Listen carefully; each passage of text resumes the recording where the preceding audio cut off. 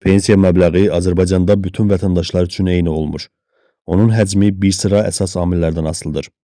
Daha yüksək pensiya almaq üçün ilk növbədə uzun müddətli rəsmi əmək fəaliyyəti və yüksək rəsmi əmək haqqı mühüm rol oynayır. Çünki işə götürən tərəfindən ödənilən məcburi dövlət sosial sığorta haqları vətəndaşın fərdi hesabında toplanaraq gələcək pensiyanın məbləğinin formalaşmasına birbaşa təsir göstərir. Bu fikirləri Liberal İqtisadçılar Mərkəzinin sədri Akif Nəsirli konkret nöqtəci açıqlamasında səsləndirib. Onun sözlərinə görə, pensiyanın məbləğini müəyyən edən əsas göstəricilərdən biri fərdi hesabda toplanmış pensiya kapitalıdır. Rəsmi əmək müqaviləsi ilə çalışan, əmək haqqısı tam şəkildə rəsmiləşdirilən və sosial sığorta ödənişləri yüksək olan şəxslərin pensiya kapitalı daha çox formalaşır. Bu da gələcəkdə daha yüksək pensiya almaq imkanı yaradır. İş stajı da mühüm amillərdəndir.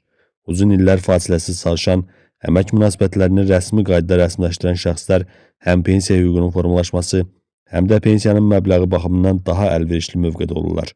Akif Nəsirli bildirib ki, bəzi peşə və fəaliyyət sahələri üzrə qanunvericilikdə nəzərdə tutulan xüsusi şərtlər də pensiya hüququna təsir göstərə bilər. Onun sözlərinə görə, dövlət tərəfindən müəyyən dövrlərdə aparılan indeksləşdirmə nəticəsində pensiyalar artırılır ki, bu da pensiyaçıların gəlirlərinin inflyasiyanın təsirindən qorunmasına xidmət edir.